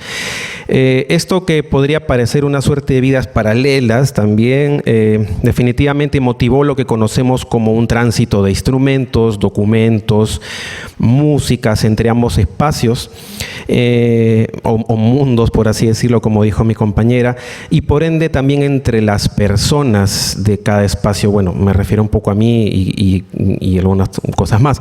Viniendo, por ejemplo, ¿no? Algunas veces vine aquí al conservatorio con una roncadora de la otra institución para practicar, una cosa que al final acabamos tocando aquí y bueno, nuevamente la rareza o la sensación de ser percibido como alguien raro y que eran sonidos raros para alguien, algunos. O bueno, y también compartiendo lecturas, libros que salían de aquí y que compartía con compañeros músicos de ese conjunto y de la institución. En fin, por ello podría decir que sí, que comencé a ser como un puente entre ambas prácticas y espacios, un puente quizás transcultural, no lo sé. Ello creo que también motivó en mí el interés por escribir trabajos musicológicos sobre varias prácticas, que creo que también tiene mucha relación con lo que ya han expuesto mis colegas, ¿no? Ese perfil curricular de una musicología multiculturalista o culturalista, crítica, ¿no? Me motivó a mí con el tiempo a querer escribir sobre varios temas, ¿no? Que a veces también pareciera ser no ser tan bueno porque a veces uno percibe que no es experto en nada, ¿no? Bueno, lo cual intento hacer cada vez mejor, ¿no? Justamente. Si intento volver al tema curioso de la vocación, ya paso esta imagen, me quedaría momentáneamente con que las dos vocaciones, la de intérprete y la de musicólogo, son dos caras de una misma moneda. Creo que algo de eso se estaba hablando ayer, que dos caras de una misma moneda que interactúan, que se interpelan constantemente, lo cual, debo decir, no es siempre saludable, ¿no? A veces genera, en fin, mucho estrés, falta tiempo para hacer cosas. Se interpelan constantemente y que sigue estando en función de cuestiones profundas, ¿no? Estoy hablando de la vocación, ¿no? En este caso, esta vocación medio dual sigue estando en función, insisto, en cuestiones profundas, como los contextos políticos, las estructuras sociales, condiciones materiales a mi alrededor, a nuestro alrededor, al mismo tiempo que se potencia con la admiración y respeto que tengo por los colegas y profesionales del área que, en mi opinión, representan un equilibrio adecuado entre el profesional y la persona. Finalmente, como lo he venido anunciando, intentando dar un paso un poco más allá de lo meramente anecdótico y demás, pienso en algunas hipótesis, algunas cuestiones que podrían explicar, de estudiarse a futuro, de seguirse tratando estos desencuentros, estas otredades, y también ciertas violencias, ¿no? Que haciendo alguna memoria debo enfatizar que en el caso de las mujeres es mucho más. En lo que respecta a la vocación del estudiante de musicología en nuestra institución y por ende en nuestro país, bueno, de hecho, y esto, como digo, es una reflexión muy reciente, no, lo dejaré para los comentarios que vengan luego, las preguntas, las conversaciones, es bastante preliminar, pero bueno, unas posibles razones para que estos desencuentros, estas otredades, aún se estén dando, bueno, definitivamente pienso yo que es por la aún poca o quizás nula consideración del profesional en musicología en el Estado peruano para cuestiones como sus políticas públicas, espacios generados específicamente para musicólogos en muchas de sus instituciones son actualmente muy escasos realmente, y uno puede verlo como un privilegio, pero al mismo tiempo no quedarse ahí. Es también ver el problema de por qué eso es así, ¿no? Siendo, como recuerdo que el maestro Julio menciona en una entrevista ya más o menos antigua que le hicieron, bueno, que en nuestro país, es algo medio obvio, pero nuestro país necesita de muchos profesionales de la musicología, siendo tan, lo que se suele decir a veces en términos muy a la ligera, bueno, muy rico, muy vasto, muy amplio en prácticas musicales, ¿no? Es necesario y por alguna razón no se está dando. Y como no se está dando, el profesional de musicología es percibido obviamente como una persona rara, extraña, incluso en su propia comunidad, podría yo decir, más o menos basándome en todo lo que he expuesto. Lo cual deviene en situaciones incluso hasta violentas, ¿no? Y bueno, conectado a esto, hoy por hoy la Universidad Nacional de Música sigue siendo la única institución que forma profesionales en musicología. Esa también creo yo que es una razón, porque definitivamente, por un lado es bueno, ¿no? Es un gran eslogan decir somos la única institución y demás cosas. Se puede sacar mucho provecho, de hecho, de eso, por así decirlo, pero también eso es un problema y genera problemas incluso en la propia comunidad, por así decirlo, ¿no? Los compañeros, los estudiantes que conviven con estudiantes de musicología, quizás eso ha cambiado ahora, tengan presente que estamos hablando de nuestro tiempo, incluso ven a los musicólogos, por así decirlo, de carrera como otros, ¿no? Y eso genera muchos desencuentros, incluso muchas violencias, muchos prejuicios. Y bueno, ya para cerrar, si en algo pienso yo de esta reflexión un tanto especulativa, si en algo podemos ir contribuyendo a que eso cambie o mejore desde la asociación, desde la práctica como musicólogos propiamente, en relación con el exterior, por decirlo así, pienso yo que las vocaciones por ser musicólogo, la vocación por ser musicólogo, tendrán menos posibilidades de ser reorientadas forzosamente o anuladas en algunos casos. Podremos contar con más y mejores musicólogos y musicólogas en nuestro país, y sobre todo las personas que estudien eso, que se dediquen a eso, podrán vivir sus carreras, sus procesos, sus vidas en entornos un poco menos violentos. Eso es todo, gracias.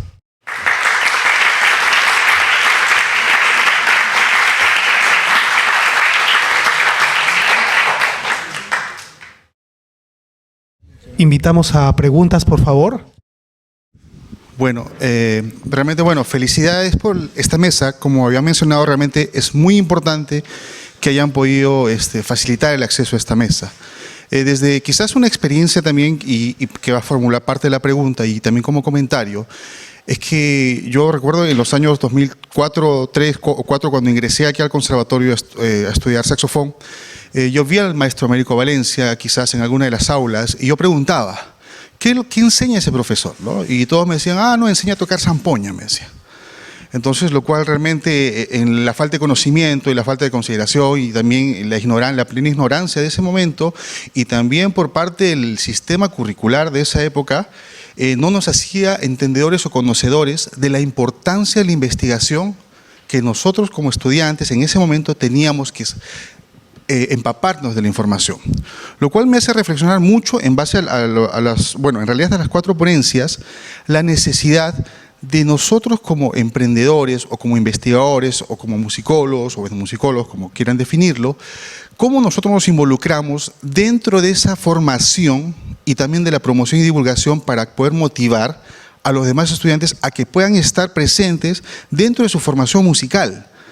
Porque, por ejemplo, ahora que se ha denominado universidades, hemos encontrado universidades públicas artísticas, se ha encontrado que estamos en la funcionalidad de 3 pilares, que uno es la parte de formación profesional, investigación y responsabilidad social. Para lo cual, si yo me pongo a pensar un estudiante que viene a tocar, quiere tocar y tocar y tocar, mucho se ha degenerado el tema de que tienes que investigar, y aparte esa palabrita de meterle desde el inicio investigar, como que si no está bien articulado, bien desarrollado dentro de un plan curricular que esté acorde a las necesidades del cumplimiento de las competencias, como que lo desanima. Entonces yo también quisiera preguntar, ¿qué estrategias están viendo desde la parte neurálgica, que es la formación profesional? ¿Cómo introducir el tema de investigación? ¿Cómo motivar a que les guste? Por ejemplo, si alguien estudia guitarra, a que se introduzca en el mundo de su formación de la investigación desde la guitarra, para que el estudiante pueda concebir, y no solo uno, sino quizás para más adelante, esa necesidad de poder trabajar de la mano junto con la investigación. Porque realmente la necesidad que tenemos nosotros como músicos de realizar investigación es muy grande. A mí me hubiera encantado que desde el inicio, que yo entré el 2003 o 2004 aquí al conservatorio, me hayan podido inculcar esa visión de ir de la mano de mi formación como intérprete, pero también como una investigación. Entonces quisiera saber qué han pensado dentro de la formación curricular, dentro de la experiencia del maestro Américo Valencia, que ha sido un gran investigador, dentro de la experiencia de estudiantes también, tanto de la Universidad de Folklore, cómo están abarcando esta situación, porque realmente lo que se ha mostrado aquí es una situación que nos urge analizar, reflexionar y ver sobre todo qué estrategias vamos a aplicar nosotros desde la perspectiva del sistema curricular, desde la perspectiva de la enseñanza del profesor y desde la perspectiva de cómo el estudiante va a aplicar ese proceso de aprendizaje. Eso sería todo. Gracias. Ante todo, la política de implementación de investigación no es un tema que está en la especialidad de musicología, ¿no? Nosotros somos una carrera más, tan igual como eufonio, como canto, como composición, ¿no? Eso está en manos de la dirección académica, en este caso la vicepresidencia académica, que para cada reforma tiene que recurrir también al sistema universitario, recurrir a la oficina de gestión, a la oficina de calidad, que son los técnicos en el tema. Entonces, ese no es una competencia que está en nuestras manos, en términos operativos. En términos más nuestros, no más deontológicos, por supuesto, hay cosas que hacer, ¿no? Particularmente, por ejemplo, he sugerido reiteradas veces a la presidencia o a la comisión que algunos cursos de musicología sean cursos abiertos o sean parte de los cursos optativos para los otros estudiantes, ¿no? Y es curioso como en algunos casos, incluso no habiendo sido así de modo oficial, en la práctica se ha vuelto así. Por ejemplo, el curso de taller de instrumentos tradicionales, cuando éramos varios y tocábamos entre varios y no faltaba un arpista que estudiaba arpa que quería quería unirse a nosotros, ¿no? Y después vino un guitarrista y después vino, y así, una cantante, ¿no? Entonces, el taller se nutrió y terminamos por gestionar que para estos estudiantes que venían, entre comillas, de oyentes, se gestionara también que su participación tuviera una nota en algún curso equivalente de su carrera, ¿no? A la cantante le pusieron un equivalente, creo que taller de ópera, al arpista por una nota de arpa de la orquesta, en fin. O sea, se han dado ese tipo de interacciones, pero han sido cosas, ¿qué puedo decir?, eventuales, ¿no? Creo que de esa forma sí rescato que hay un interés cada vez mayor de estudiantes de todas las carreras por asistir a algo de musicología, ¿no? Algún curso. Han venido chicos a los cursos de musicología, no musicología, a los cursos de investigación musical. Ojo, que no estoy hablando del curso de investigación que se da para todos, ¿no? El curso de investigación musical o los cursos son de musicología. Ha habido esa apertura, pero eso es algo que ocurre un poco en la praxis nuestra, ¿no? No es algo que nosotros podemos instituir desde ya. Esa sería mi respuesta. Muchas gracias a todos. Para ser breve, haré solo una pregunta, es para Ricardo, y mi pregunta primero, luego la fundamento rápido, pero es si tú te sientes, aparte de en esta otra edad, disidente, ¿no? Tú me conoces, yo me fui en el 2004 y tuve la fortuna de irme al extranjero a estudiar musicología porque no había acá, así de simple. O te vas o te quedas y estudias otra cosa. Y yo, vocación, musicólogo, al volver, la disidencia está clara, ¿no? Siento que en el caso de las mujeres es evidente y claro la sensación y la clase desde la disidencia. Pero a mí en ocasiones me preguntaban tonterías desde justificar la existencia musicológica de mi papel, ¿no? O sea, ¿de qué año es Rachmaninoff, ¿no? En plena REU, ¿no? Con las chelas. O ¿es cierto que Chabuca Granda canta mal? ¿No? Esas preguntas bien estúpidas que realmente ya hemos resuelto, ¿no? con la primera clase, ¿no? Entonces mi pregunta es si tú hoy todavía sientes disidencia o si la has sentido, porque yo la siento, ¿no? Todavía hemos mejorado, pero todavía siento que tengo que justificar mi papel, ¿no? mi vocación. Gracias por la pregunta. Primero quiero conectar eso con lo que creo que también es necesario darle un realce. A veces es bueno mostrar también cuestiones concretas como lo hizo mi compañero Daniel. Me refiero primero a los logros, ¿no? También de todo esto, a pesar de todo, ¿no? Afortunadamente hemos también podido, con los años, ser parte de publicaciones, entrar en esa praxis de escribir artículos, por ciertas iniciativas que fueron floreciendo, como la histórica revista Antec, ¿no? Iniciada también por el maestro Omar y compañía en su momento, y otros varios, ¿no? Sí, con los años creo que eso se ha dado, hemos tenido logros varios en ese aspecto, ¿no? En cuanto a publicaciones. ¿Y por qué empiezo con esto? Porque creo que lo que mencionas de sentirse disidente de una u otra manera se refleja o también se va reflejando en los temas que uno va abordando. Yo recientemente me he venido sintiendo, también hasta esa parte hay cosas que no las puedo explicar tan racionalmente, pero sí sintiendo cierta predisposición por estudiar, por ejemplo, cómo un colectivo de mujeres empieza a practicar marinera limeña, ¿no? Y la resignifica bajo estructuras tradicionales, pero la usa para otra cosa muy diferenciada a como lo hacían las generaciones mayores, ¿no? Así como en algún otro momento me interesé y sigo interesado en, por ejemplo, como una producción audiovisual por el 8M, ¿no? Puede en su momento causar tanto impacto, discursar tantas cosas a varios niveles, ¿no? En Perú, porque es en este caso de la compositora Laura Arroyo, lo digo en referencia a ella. Yo diría a cierto grado sí, ¿no? Incluso de repente sin comprender el término, la categoría tan a fondo, yo diría que sí. Y eso es producto, pienso, de esa musicología multiculturalista, ese perfil curricular del que nos han hablado nuestros colegas y maestros, ¿no? Creo que en parte es producto de eso. Y también me permito complementar lo que dice el maestro, de alguna manera. Qué bueno saber, qué bueno encontrar que de una u otra manera se sigue aperturando, sigue habiendo más personas interesadas en la musicología. Por eso quería recalcar mucho que las cosas que he señalado son de mi tiempo, ¿no? Creo que en algo parece ser que sí ha ido cambiando y eso es muy positivo. Nos queda la labor más bien los que estamos ya afuera de buscar, por ejemplo, que personas que se interesan en la musicología no sientan lo que uno sintió en otros ámbitos al interactuar o conversar con personas que no son musicólogos, ¿no? Y que te dicen cómo tienes que ser musicólogo sin haber pasado por una carrera, en todo caso, o formación, disculpen la expresión, un poco más actualizada, ¿no?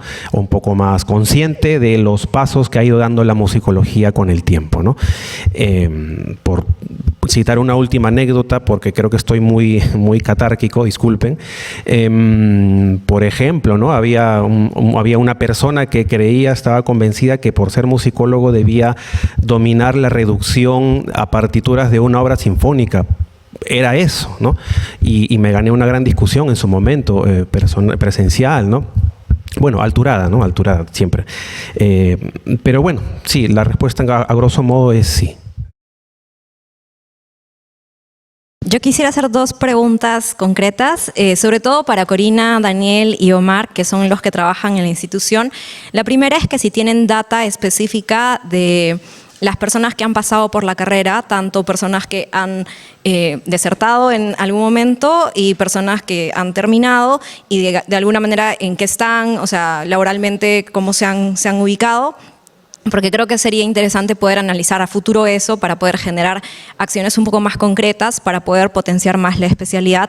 Y por otro lado, quería preguntarles si cómo se ha venido trabajando, sobre todo con los estudiantes actuales, el tema de su participación, no solamente en actividades, digamos, de la institución, que entiendo que no es que haya tanto, sino en actividades que se puedan conectar internacionalmente. O sea, porque algo que tengo que decir que me llamó mucho la atención es que en este congreso he visto un par de días un solo estudiante de la institución. Entonces, siendo la casa de estudios, ¿qué se está haciendo con la gente que está acá para que esté participando? Porque este es un espacio súper importante y no están, ¿no? Y es acá, no tienen que viajar a ningún lugar, ¿no?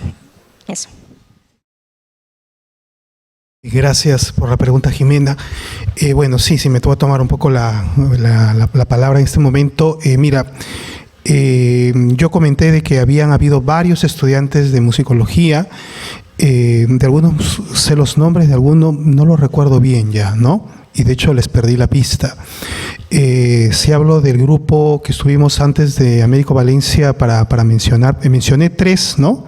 Mencioné a Miguel Blitas, a Renato Neira, a Carlos Mancilla, y del grupo que yo egresé, bueno, estaba Ricardo Rojas, por ejemplo, que trabajó un tiempo en el archivo de la Biblioteca Nacional. De hecho, lo mencionó en la sesión pasada César Vega, en un hallazgo de una partitura, y también trabajó en otro archivo, el de Chabuca Granda, y también estaba Rolando Carrasco. También estaba Tilsa Massa, pero que entiendo, me he enterado a través de terceros que ya no se dedicó a la investigación, ¿no? Sería algo interesante porque han habido algunas deserciones en los últimos años. En cuanto a lo de los estudiantes, yo sé que hay 5 estudiantes ahorita en lo que es estudio superior y sé que 3 se han matriculado, ¿no? Y de hecho, he visto a 2, pero sí, está que pensar a los demás y a uno que está en preparatoria les insté a venir, les insistí bastante, ¿no? Y les dije sobre todo eso, ¿no? Todos sabemos esto, una vez al año, no al año, ¿no?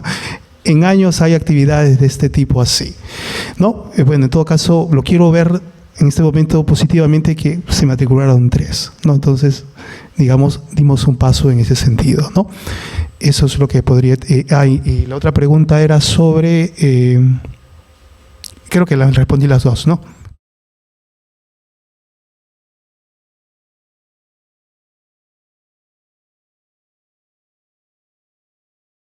Bueno, en mi caso, si bien es cierto, empecé a laborar en la institución, pero apenas de este semestre, ¿no? Este año. Sin embargo, yo no he estado a cargo de los cursos de musicología. He estado como docente de cursos teóricos más generales. He conversado con los alumnos que tuve en los grupos que estuve manejando y sí me llegaban comentarios de los egresados que habían de este año por especialidad, de mi especialidad, como me preguntaban en algunos momentos de qué especialidad era yo, y bueno, ellos me comentaban la situación de estos momentos, ¿no? Actualmente, qué cantidad de población hay, que bueno, de hecho de por sí es sabido entre la población estudiantil que son muy pocos los que ingresan a la especialidad de musicología. Tengo entendido también que actualmente hay más cursos o como más apertura a lo que es la música tradicional en sí. Se está dando un poco de mayor visibilidad, sean en las agrupaciones como en las bandas. Los repertorios que llevan, me parece que de manera obligatoria se debe incluir música de repertorio peruano, ¿no? Música tradicional. Sin embargo, aún hay ciertos vacíos con respecto a la promoción de la especialidad como tal, solo con mencionar que incluso para, o sea, este congreso no es que nos haya llegado información directamente de la universidad a nosotros en calidad de egresados o docentes ya con muchos años de trayectoria en la institución. Entonces, pienso que también falta dar un poco más de atención a la promoción de la especialidad como tal, porque he hablado con los alumnos que tuve este ciclo y muchos de ellos realmente muestran su interés por este tipo de prácticas musicales que no necesariamente están inmersas dentro de lo académico. ¿Por qué? Porque ellos mismos han tenido o tienen experiencias, como yo lo mencioné también, ¿no? Como fue mi caso, muchos otros tienen sus propias vivencias, provienen de otras regiones del Perú y como tal ya traen consigo sus propios bagaje cultural en ese sentido, y la música es algo que está inmerso dentro de ello.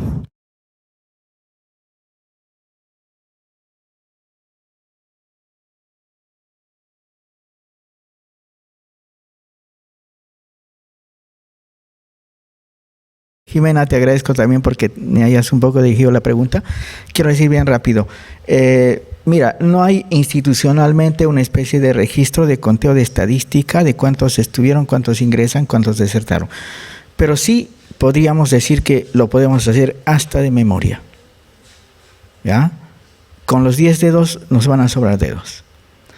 Se puede saber cuántos ingresaron desde qué tiempo y quiénes se fueron. Lo que no sabemos son los factores de deserción de quienes se fueron. Yo creo que eso es algo realmente, como has dicho, importante a tener en cuenta. Es una data que tiene que estar en esta institución. Pero si tengo que decir algo objetivamente, no está hecha la data. Lo podemos saber, sí, pero no está hecha la data a nivel formal. Eso es lo primero, ¿no? Y tu segunda pregunta, bien, los cursos de musicología suelen darse muy esporádicamente. No son como los otros cursos, contrapunto 2, que siempre se da 2, 2, 2 o 3, 3, 3, ¿no es cierto? Hay cursos que llegan después de 3, 4, 5 años, ¿no? Hay casos de estudiantes que les falta un curso y no pueden egresar porque no hay quien esté en ese curso para que se abra el curso. Quiere decir que hay problemas de ese tipo, ¿no? En ese contexto, digo esto porque, claro, no son muchos estudiantes quienes... ¿Cuántos hay? 5, creo, en este momento, ¿no? Hay 5 estudiantes de superior en este momento, ¿no? Y claro, no está algo tan visible, lamentablemente ahora está Diego, un poco salvando el honor de los estudiantes, ¿no? Sí, pero hay otros más. Sí. Aquí está. Ah, perfecto, perfecto. Qué bueno, yo los conozco a los de grado de repente, Giancarlo 5 para arriba. De preparatorio. Por supuesto. Además la preparatoria, ¿no? Sí. Bien, entonces eso, ¿no? Aclarar de que la población estudiantil es mínima y sí quisiera poner el dedo en la llaga en un tema más delicado. Cuando este congreso se pensó, se proyectó realizar en esta institución, yo me enteré por una casualidad, siendo coordinador de carrera, que iba a haber el congreso. ¿Sí? Yo dije, bueno, nos avisarán a fin de año, ¿no? Nada. Yo dije, bueno, será el próximo año, y nada, hasta este momento. ¿Qué quiero decir con eso? Que hay una enorme desarticulación con la especialidad de musicología. Ayer estaba hablando con un compañero de clarinete. ¿Tú te sentirías bien si la universidad organiza un congreso internacional de clarinetistas y tú no te enteres siendo el coordinador de la carrera de clarinete? ¿No? Por supuesto que eso no está bien. Bueno, de repente es un trapo al aire, como se dice, pero es necesario decir porque estas cosas son muestra también de ciertas cosas que no están bien articuladas, ¿no? Yo creo que hay que infundir mucho más la especialidad, comenzando de casa, y también que dentro de esto, sí soy optimista, el tema universitario nos está haciendo un poco pisar terreno en cosas como responsabilidad social, como misión, como visión, por ejemplo, que creo que va a ser un aliciente para que también la carrera se conecte con otros espacios sociales. Es lo que podría decir. Brevemente, bueno, me toma un poco comentar que esto que menciona Omar, que no nos avisaron, yo lo podría pensar que fue un tema más interno de nuestra institución que vinculado a la propia asociación.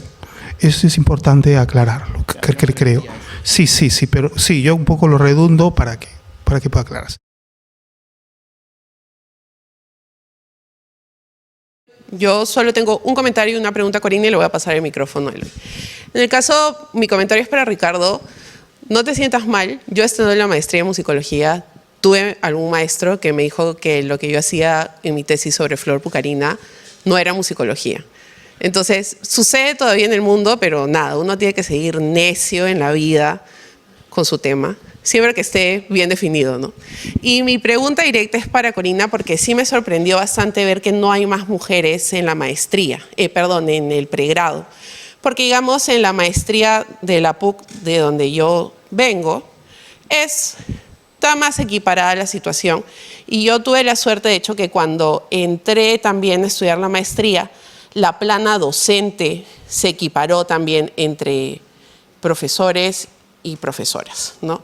Entonces, tú como, me parece, alumna y ahora docente, ¿qué análisis haces de tal vez qué está faltando para ese approach, ¿no? ¿Es la malla? ¿Es también parte de un tema de comunicación? ¿Por qué no están entrando más chicas al pregrado? Y Eloy va a hacer sus preguntas rápidamente.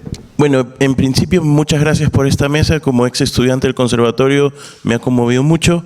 En segundo lugar, preguntarles a Corina y Ricardo si es que ustedes han compartido sus investigaciones con las oficinas correspondientes para trabajar las políticas en el conservatorio. Espero que, si no, en algún momento lo hagan.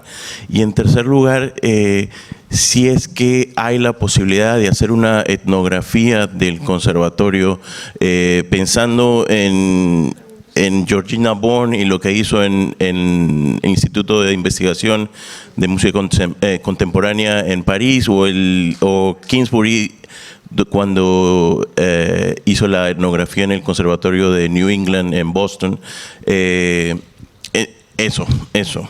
Gracias. Ya. Y la pregunta para don Omar, vi en su malla curricular que tenían introducción a la lengua nativa 1 o 2, y la pregunta era, bueno, está muy bien me parece, pero me gustaría que ahondara, ¿por qué agregan un curso de lengua nativa? O sea, primero, ¿de qué se tratan los cursos? Y segundo, ¿cuál es la justificación de que estén ahí, en la carrera?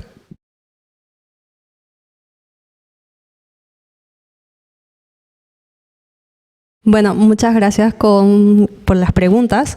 En primer lugar, con respecto a la población de mujeres que son estudiantes de pregrado de musicología, como señalé en la exposición, hemos visto que desde sus inicios ha sido muy escasa, ¿no? De por sí ya la población de estudiantes siempre suele ser poca y con respecto al tema de mujeres aún más. Ahora, pienso que en gran parte sí se debe a una falta de promoción de la especialidad misma, pero de repente por otro lado, y yéndonos un poco más a otro tipo de estudios que han abordado la presencia de mujeres en estos ámbitos, parece ser que también es un tema de elección. Parece que la mayoría de las mujeres no desarrolla como mucho interés por cursos que sean más teóricos, ¿no? Sino más bien un poco más prácticos.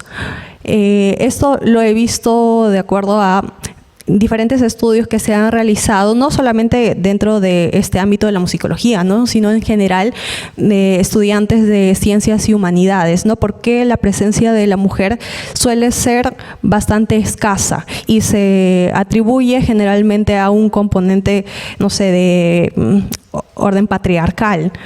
Y bueno, se aluden a estas ideologías, pero es que en realidad también mucho pasa por la elección de la misma persona, en este caso de las mujeres.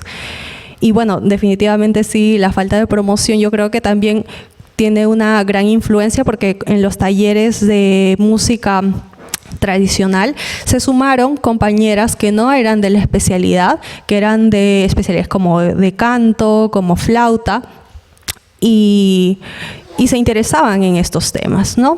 Entonces puede ser también mucho por esto de que falta un poco de dar espacios, mayor visibilidad a este tipo de prácticas o lo concerniente a lo que se desarrolla en la especialidad de musicología.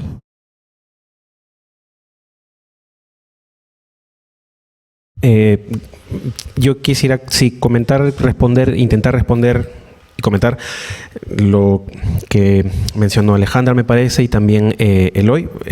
Bueno, muy brevemente, lo primero porque, digamos, con mucha cautela, yo no me animaría a...